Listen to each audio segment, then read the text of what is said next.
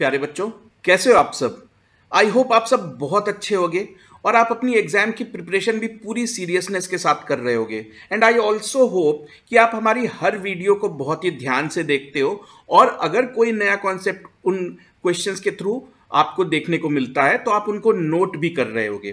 तो बच्चों, आगे बढ़ने से पहले एक छोटी सी रिक्वेस्ट है मेरी आपसे कि अगर अभी तक आपने हमारे चैनल को सब्सक्राइब नहीं किया तो प्लीज बच्चों बिना देर किए सब्सक्राइब कर दो, ताकि हम ऐसी और मजेदार और एजुकेटिव वीडियोस जब भी अपलोड करें तो कोई भी वीडियो आपसे मिस ना हो। तो चलो स्टार्ट करते हैं प्रैक्टिस। देखते हैं क्या गिवन है। Places A and B are 20 kilometres apart on a highway. तो ए और बी के बीच का डिस्टेंस 20 किलोमीटर्स है। A car starts from A and another starts from B at the same time। यानी कि यहां से जो कार स्टार्ट हो रही है, मान लो कि उसको हम कार 1 और इसको कार 2 से रेफर करते हैं। दोनों कार सेम डायरेक्शन में अगर ट्रेवल कर रही हो तो वो दोनों 1 घंटे में मिलेंगे। लेकिन अगर दोनों कार टुवर्ड्स ईच अदर यानी एक दूसरे की तरफ बढ़ रहे हो तो इनको मिलने में 12 मिनट्स लगेगा। और इस इंफॉर्मेशन के बेसिस पे हमें दोनों कार की स्पीड बतानी है।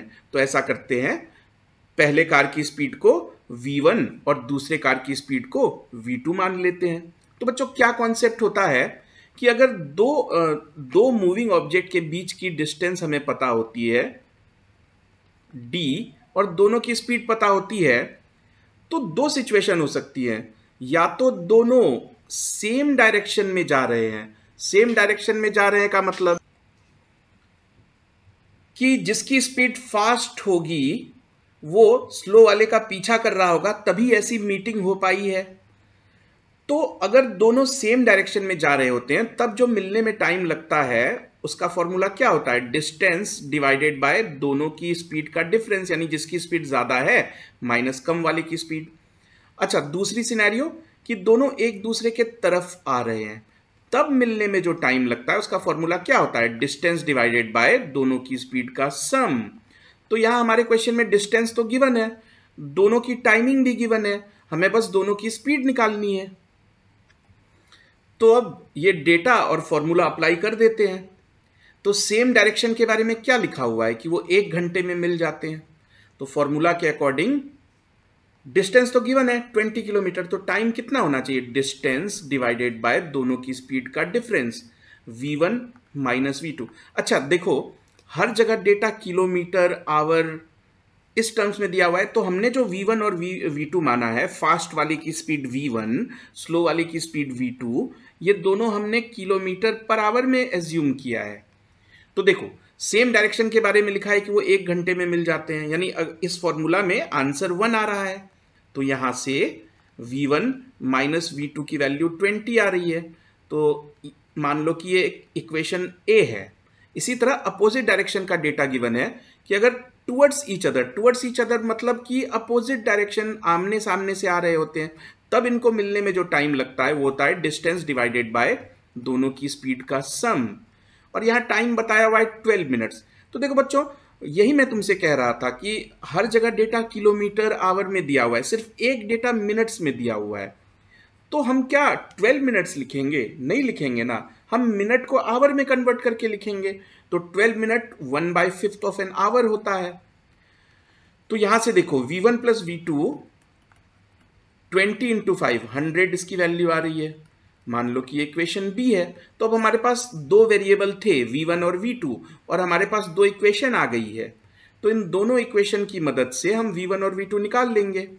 v1 minus v2 is equal to 20 और v1 plus v2 is equal to 100। इन दोनों इक्वेशन को ऐड करोगे तो v1 minus v1 plus minus v2 और प्लस v2 एक दूसरे को कैंसिल कर देंगे। 2v1 की वैल्यू 120 आ रही है, यानी कि v1 की वैल्यू 120/2 यानी कि 60 आ रही है। अब अगर तुम्हारे पास v1 की वैल्यू आ गई है तो इक्वेशन बी में सब्स्टिट्यूट कर दो। v1 प्लस v2 100 है, यानी कि 60 प्लस v2 100 है। तो v2 की वैल्यू 100 माइनस 60 यानी कि 40 आ जाती है। तो v1 60 v2 40। तो हमारा सही जवाब ऑप्शन नंबर 4 है। चलते हैं नेक्स्ट क्वेश्चन पर। देखते हैं क्वेश्चन में क्या गिवन है। लिखा हुआ है कि a thief pursued by a policeman was 150 metre ahead at the start, यानी कि मान लो P for police and T for thief. तो पुलिस ने जब चोर का पीछा स्टार्ट किया तो ये चोर ऑलरेडी 150 मीटर आगे खड़ा था। जैसे ही पुलिस दौड़ना स्टार्ट करती है, चोर भी दौड़ना स्टार्ट कर देता है। अच्छा देखो, पुलिस और चोर के स्पीड की रेशियो गिवन है 5:4। अब इस रेशियो का सिग्निफिकेंस क्या है? रेशियो अगर 5:4 है, कहने का मतलब कि जितनी देर में चोर 4 यूनिट का डिस्टेंस कवर कर पाएगा, मान लो कि ये दूरी 4D है, तो उतनी ही देर में पुलिस रेशियो के अकॉर्डिंगली 5D कवर कर लेगी। और अगर चोर अगर पकड़ा गया है, यानी कि पुलिस को पकड़ने के लिए 5D दौड़ना पड़ा है, जबकि चोर 4D भाग पाया था और यहां पे पकड़ा गया है। तो अब तुम ध्यान से देखो, तो हमसे पूछा गया है कि चोर कितना भाग पाया था, यानी हमें 4D की वैल्यू बतानी है। अब अगर तुम डायग्राम को ठीक से देखोगे तो पुलिस को चोर के कंपैरिजन में 150 मीटर ज्यादा भागना पड़ा है, क्योंकि पुलिस 150 मीटर पीछे खड़ी थी और वहां गई है जहां पे चोर को पकड़ा है उसने। तो चोर जितना भागा होगा उतना तो पुलिस भागी है, लेकिन 150 मीटर ज्यादा भी तो भागी है, यानी कि 5D माइनस 4D। पुलिस के कवर किया हुआ डिस्टेंस माइनस चोर का कवर किया हुआ डिस्टेंस, दोनों के बीच का डिफरेंस 150 होना चाहिए। तो D की वैल्यू आ रही है 150, लेकिन हमारा आंसर D तो नहीं है, हमारा आंसर तो 4D है, यानी D का 4 गुना 4 इंटू 150, यानी हमारा सही जवाब क्या होगा? Option number 1, 600 metres. चलते हैं नेक्स्ट क्वेश्चन पर। तो इस क्वेश्चन में गिवन है कि अक्षरा और सिद्धार्थ, दो रनर, दोनों एक ही जगह यानी कि पॉइंट P से Q की तरफ भागना शुरू करते हैं, और P और Q के बीच का डिस्टेंस गिवन है 72 किलोमीटर। अक्षरा की स्पीड 8 है और सिद्धार्थ की स्पीड 10 है, यानी कि सिद्धार्थ की स्पीड अक्षरा से ज्यादा है। तो ऑब्वियस ही बात है कि सिद्धार्थ Q पे पहले पहुंचेगा। तो यही लिखा हुआ है कि सिद्धार्थ Q पे पहले पहुंच गया, और पहुंचने के बाद वो वहां पे रुक नहीं जाता है, वो तुरंत वापस मुड़ता है और अक्षरा जिधर से दौड़ती हुई आ रही है उधर ही भागने लगता है। तो अक्षरा और इसकी मीटिंग R पे हुई है। हमें पता लगाना है P और R के बीच का डिस्टेंस। तो समझते हैं क्या डेटा गिवन है क्वेश्चन में। तो देखो बच्चों, इस तरह के क्वेश्चंस का फंडा क्या होता है, मानना क्या है, गिवन ही है P से Q की डिस्टेंस गिवन है 72 किलोमीटर्स। अब देखो मेन कॉन्सेप्ट क्या है, जिसकी स्पीड ज्यादा है वो है सिद्धार्थ।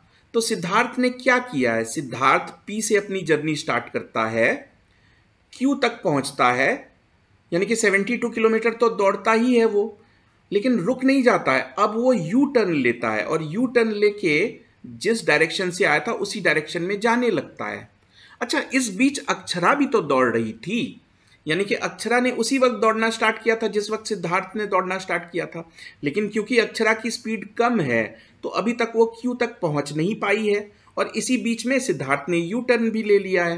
यानी अगर अक्षरा की जर्नी को देखोगे ध्यान से, तो अक्षरा की जर्नी को मैं येलो कलर से लिख के दिखा रहा हूं, ध्यान से देखना। तो ये जो येलो कलर की लाइन है, ये अक्षरा ने जो डिस्टेंस कवर किया है वो है, और अक्षरा और सिद्धार्थ जहां पे मिले हैं उस जगह का नाम R है। तो बच्चों मेन कॉन्सेप्ट क्या है इस तरह के क्वेश्चन का, अब तुम ध्यान से देखो। तो मुड़ के R तक पहुंचा है सिद्धार्थ, जबकि अक्षरा P से R तक पहुंची है। अगर तुम ध्यान से देखोगे तो सिद्धार्थ और अक्षरा ने मिल के 72 का डबल कवर किया है, क्योंकि यहां से यहां तक की लेंथ 72 किलोमीटर है। नीचे वाली लाइन को देखोगे वो भी तो 72 किलोमीटर है, यानी दोनों ने मिल के टोटल 144 किलोमीटर कवर किए हैं।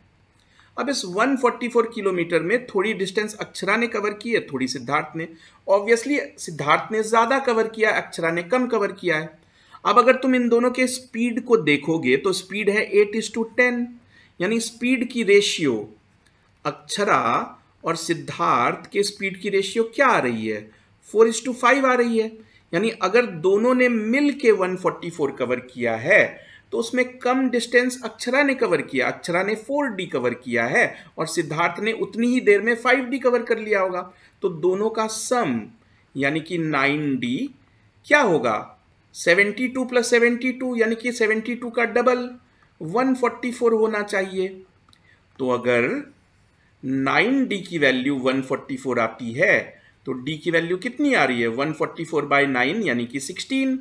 हमें पता लगाना है कि P से R की दूरी, P से R की दूरी मतलब जितना अक्षरा भाग पाई, तो P से R अक्षरा का हमने एज्यूम किया है कि वो 4D भाग पाई है। तो अगर D 16 है तो 4D क्या होगा, 16 का 4 टाइम्स यानी कि 64 किलोमीटर है इसका सही जवाब, ऑप्शन 1। ठीक, चलते हैं नेक्स्ट क्वेश्चन पर। देखते हैं क्या गिवन है इस क्वेश्चन में।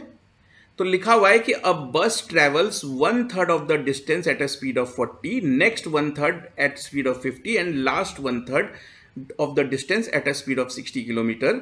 Find the average speed of the bus for entire journey. यानी कि एक आदमी ने जो जर्नी की है, जो टोटल डिस्टेंस है उसके 3 पार्ट कर दिए हैं, तो तीनों पार्ट के डिस्टेंस, तीनों पार्ट का डिस्टेंस सेम है, 1/3 1/3 1/3 यानी कि पूरे डिस्टेंस के 3 बराबर पार्टीशंस कर दिए। तो तीनों पार्ट को डी मान लेता हूं मैं। अच्छा, ये जो पहला हिस्सा है उसको ये कवर कर रहा था eight a speed of 40 kilometre per hour, दूसरे वाले हिस्से को 50 की स्पीड पे कवर किया है और तीसरे वाले हिस्से को 60 की स्पीड पे कवर किया है। हमें एवरेज स्पीड निकालने के लिए कहा गया है। अच्छा, एवरेज स्पीड निकालने के लिए क्या करना होता है, तो एवरेज स्पीड निकालने के लिए total distance upon total time. अब प्रॉब्लम क्या है, डिस्टेंस साफ साफ तो गिवन है नहीं, स्पीड गिवन है, तो हम इसमें डमी वैल्यू ले लेते हैं। एक ऐसी वैल्यू ले लो जो 40, 50 और 60 तीनों से डिवाइड होती हो। 40, 50 और 60 का कॉमन मल्टीपल, ऐसा करते हैं एलसीएम ले लेते हैं। 40, 50 और 60 का एलसीएम क्या है, तो 600 है। तो तीनों डिस्टेंस बराबर है तो 600, 600, 600 मान लेते हैं। यानी कि टोटल डिस्टेंस क्या हो गया, 600 + 600 + 600 1800 किलोमीटर। अब हमें बस इतना पता लगाना है कि टोटल जर्नी टाइम क्या है। तो पहले हिस्से को कवर करने के लिए, अच्छा टाइम का फॉर्मूला क्या होता है, डिस्टेंस अपॉन स्पीड। तो पहले हिस्से को कवर करने के लिए 60/40 यानी कि 15 घंटे का वक्त लगा होगा। उसी तरह दूसरे हिस्से को कवर करने के लिए 600/40 15 घंटे, दूसरे हिस्से को कवर करने के लिए डिस्टेंस 600 है, स्पीड आ रही थी 50, तो 600/50 यानी कि 12 घंटे। तीसरे हिस्से की डिस्टेंस भी 600 है, स्पीड 60 है, तो time is equal to distance upon speed यानी 600/60 यानी कि 10 घंटे। तो तीनों हिस्से को कवर करने में जो टाइम लगा हुआ है 15 घंटे, 15 + 12 यानी 27, 27 + 10 यानी कि 37। तो यानी एवरेज स्पीड निकालने की कैलकुलेशन यही होगी, 1800 किलोमीटर डिवाइडेड बाय 37 आवर्स। तो इसको अगर सॉल्व करोगे 4 समथिंग आता है, अप्रोक्सीमेट होके 48.65 किलोमीटर पर आवर हो जाएगा, क्योंकि अप्रोक्सीमेट आंसर ही हमें चूज करने के लिए कहा गया है। ठीक, चलते हैं नेक्स्ट वाले पर, देखते हैं क्या क्वेश्चन है। लिखा हुआ है कि दो ट्रेन जिसकी लेंथ 150 मीटर और 250 मीटर है, वो दोनों पैरेलल ट्रैक पे जा रही है। अगर दोनों ट्रेन सेम डायरेक्शन में मूव कर रही है तो फास्ट वाली ट्रेन स्लो वाली ट्रेन को 20 सेकेंड में क्रॉस कर लेती है। फास्ट वाली ही स्लो वाली को क्यों क्रॉस करेगी, क्योंकि अगर कोई स्लो है तो वो तो पीछे से आके ओवरटेक नहीं कर सकती ना। और आगे लिखा है कि अगर यही दो ट्रेन अपोजिट डायरेक्शन यानी कि आमने सामने से आ रहे हों तो ये क्रॉसिंग सिर्फ 5 सेकेंड में हो जाती है। हमें दोनों ट्रेन की स्पीड बतानी है। अब देखो, क्वेश्चन में डेटा गिवन है मीटर और सेकेंड के टर्म्स में, जबकि ऑप्शंस गिवन है किलोमीटर पर आवर के टर्म्स में। तो इस बात को लेके थोड़ा ध्यान रखना है इस बात का। अब देखो, इस तरह के क्वेश्चन का मेन फंडा क्या है। दोनों ट्रेन की लेंथ तो हमको पता है, दो सिनेरियो हो सकती है कि ये लोग सेम डायरेक्शन में जा रहे हैं। सेम डायरेक्शन यानी कि फास्ट वाली ट्रेन स्लो वाली ट्रेन का पीछा कर रही होगी, चेजिंग चल रही होगी। तब क्रॉसिंग करने में जो टाइम लगता है उसका फॉर्मूला क्या होता है, दोनों ट्रेन की लेंथ का सम divided by faster speed minus slower speed. तो फास्ट वाली ट्रेन की स्पीड को v1 मान लेते हैं और स्लो वाली ट्रेन की स्पीड को v2 मान लेते हैं। अच्छा, अगर ये दोनों ट्रेन अपोजिट डायरेक्शन से आ रही हों तो क्रॉस करने में जो टाइम लगता है उसका फॉर्मूला क्या होता है? L1 plus L2 divided by V1 plus V2। तो यहां दोनों ट्रेन की लेंथ तो गिवन है 150 प्लस 250, तो पहले फॉर्मूला पे अप्लाई करोगे तो 150 प्लस 250 यानी कि total 400 metres divided by V1 minus V2, और लिखा हुआ है कि 20 सेकेंड लग गए। तो यहां से V1 माइनस V2 की वैल्यू क्या आ रही है? 400 डिवाइडेड बाय 20 यानी कि 20। इसको इक्वेशन ए मान लेता हूं। दूसरे डेटा को देखो, अपोजिट डायरेक्शन से आ रहे थे तो 5 सेकेंड में क्रॉसिंग हो गई थी, यानी L1 plus L2 400 divided by V1 plus V2 की वैल्यू इस बार 5 आ रही है। तो यहां से देखोगे तो V1 प्लस V2 की वैल्यू 400 बाय 5 यानी 80 आनी चाहिए। तो अब हमारे पास दो वेरिएबल है, दो इक्वेशन है। जैसे ही तुम इन दोनों इक्वेशन को ऐड करोगे तो V2 और V2 कैंसिल हो जाएंगे। 2V1 की वैल्यू आ रही है 100, यानी कि V1 की वैल्यू आ रही है 50। तो अगर V1 की वैल्यू 50 आ रही है, इक्वेशन बी में सब्सटीट्यूट कर दो, V1 प्लस V2 80 यानी कि 50 प्लस V2 80, तो V2 की वैल्यू आ जाती है 30।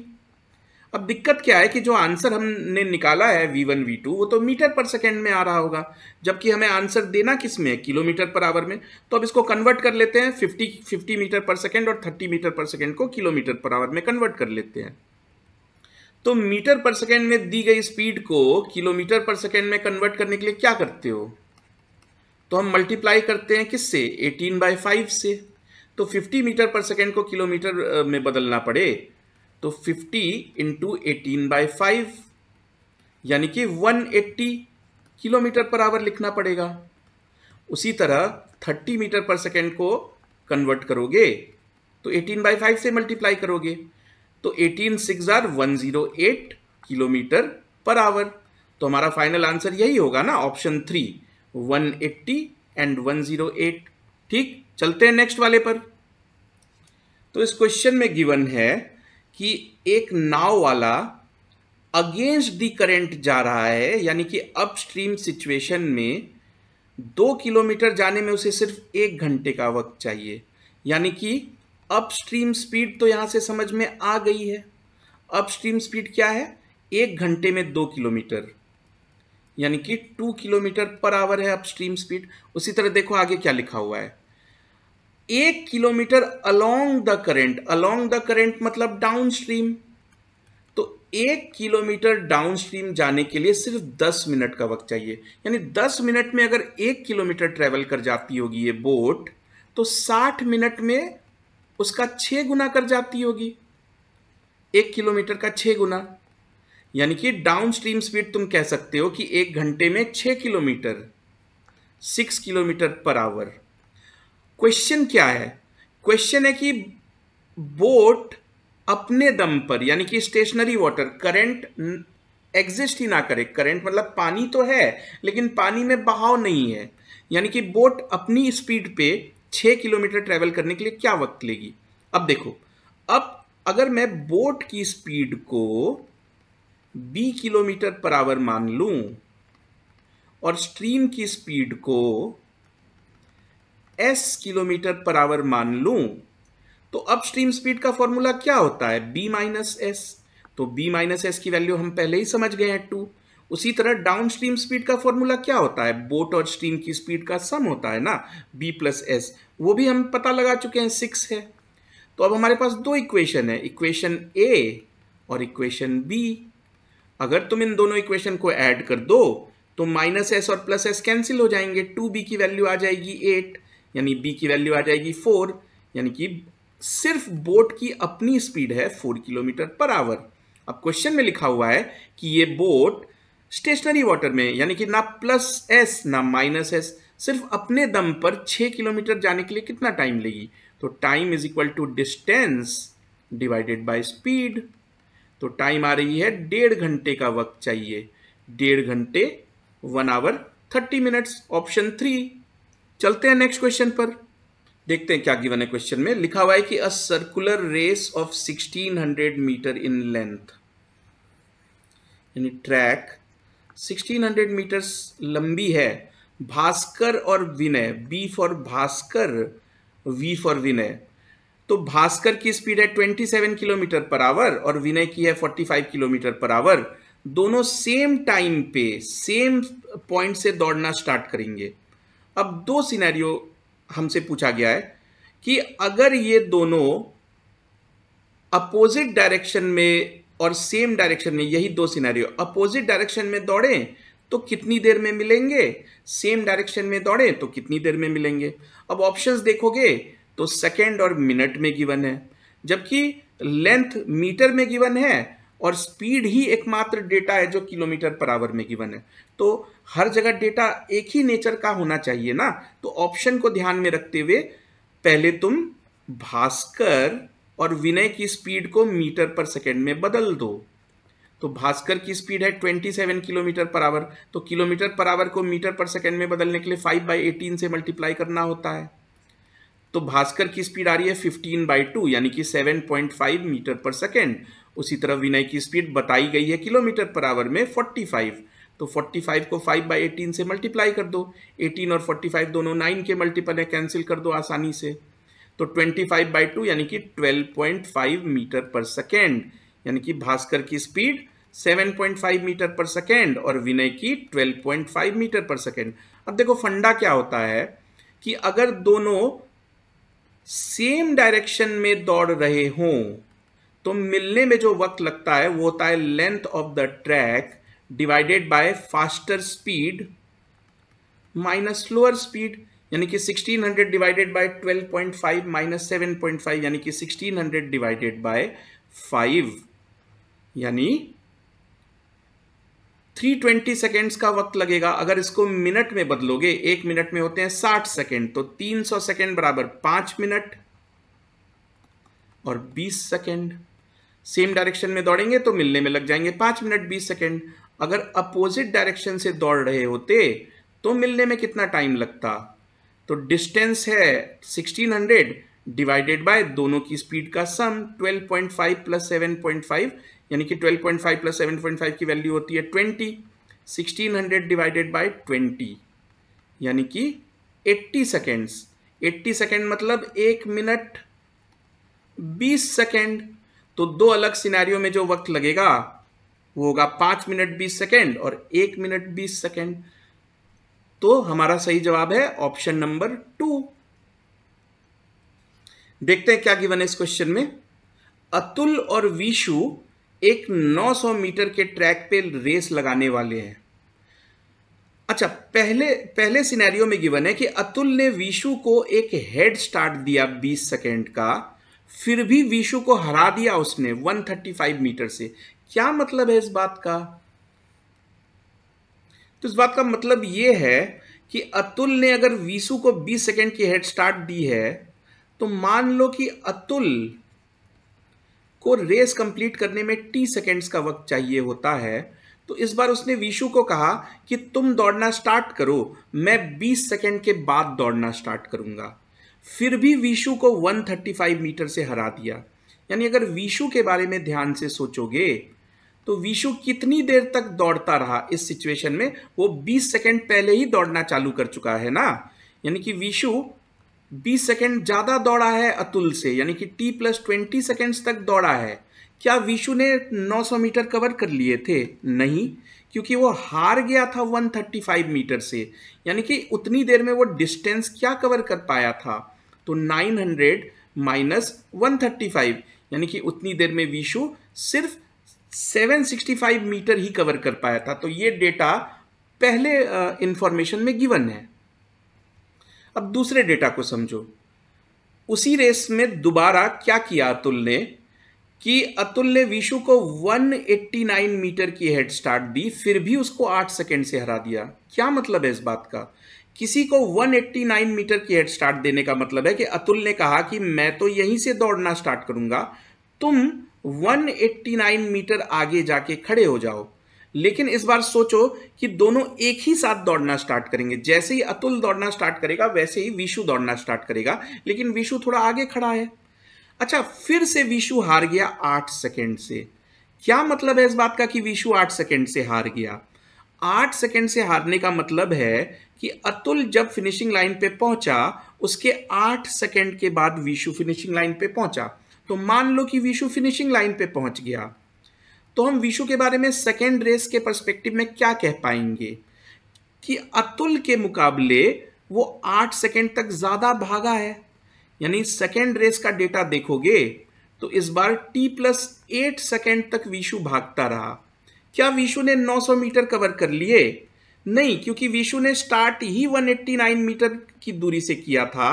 तो इस बार उसको जो दौड़ना पड़ा होगा वो 900 माइनस 189, यानी कि इस बार वो दौड़ा है सिर्फ 711 मीटर।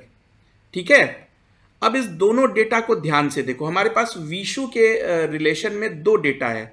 डेटा क्या बताता है? डेटा बताता है कि अगर विशु को 10+8 सेकंड का वक्त दोगे तो वो 711 मीटर भाग पाएगा। वही विशु अगर उसको t+20 सेकंड का वक्त दो, t+20 मतलब t+8 से भी 12 सेकंड ज्यादा, क्योंकि t+20 t+8+12 है। यानी पहले सिनेरियो में समझो तो विशु के पास 12 सेकंड ज्यादा थे, इसीलिए शायद विशु ज्यादा डिस्टेंस कवर कर पाया है। 765 यानी कि 711 प्लस 54 मीटर्स। यानी कि यहां से तुम्हें समझ जाना चाहिए कि ये जो 12 सेकंड एक्स्ट्रा मिले विशु को, उन 12 सेकंड में विशु ने 54 मीटर्स कवर कर लिया है। यानी कि विशु की स्पीड इस बात से समझी जा सकती है कि विशु 12 सेकंड में 54 मीटर कवर कर लेता है। तो अब विशु के बारे में हम समझ गए हैं कि अगर उसे 12 सेकंड का टाइम दोगे तो वो 54 मीटर्स कवर कर लेगा। हमसे क्या पूछा जा रहा है कि विशु को पूरे 900 मीटर कवर करने में कितना वक्त लगेगा। अच्छा, 54 मीटर्स कवर करने में किसी रनर को अगर 12 सेकंड का टाइम लग गया है, इसका मतलब कि 1 मीटर कवर करने में उसे 12/54 सेकंड का टाइम चाहिए होगा। लेकिन ट्रैक तो 900 मीटर की है, तो 900 मीटर दौड़ने में 12/54 इंटू 900 इतने सेकंड्स का वक्त लगना चाहिए। अब 12 और 54 दोनों 6 से कैंसिल हो जाएंगे। 12 2s are 54, 9 का 6 टाइम्स होता है, 900 को काट देगा। तो हमारा आंसर आ रहा है 200 सेकेंड्स। इसको मिनट में बदलोगे तो 180 मिनट बराबर, तो 180 सेकेंड बराबर 3 मिनट और 20 सेकेंड एक्स्ट्रा। तो हमारा आंसर है 3 मिनट 20 सेकेंड। तो आई होप बच्चों आज के क्वेश्चंस आपने बहुत ध्यान से देखे होंगे और आपको काफी कुछ सीखने को मिला होगा। तो और आगे सीखना चाहते हो या नहीं? तो अगर आप हमारे साथ ऐसे ही आगे बने रहना चाहते हो, आगे ऐसे ही मजेदार कॉन्सेप्ट और अच्छे क्वेश्चंस देखना चाहते हो, तो प्लीज बच्चों सब्सक्राइब कर दो, ताकि हम कोई भी वीडियो अपलोड करें तो आपसे मिस ना हो और regularly time to time videos का अपडेट आप तक पहुंचता रहे। तो ठीक है, हैप्पी लर्निंग, और मैं मिलता हूं आपसे अगली वीडियो में। तो ऐसे ही जोश और ऐसे ही कमिटमेंट बनाए रखो अपने एग्जाम प्रिपरेशन की तरफ। तो सी यू नेक्स्ट टाइम।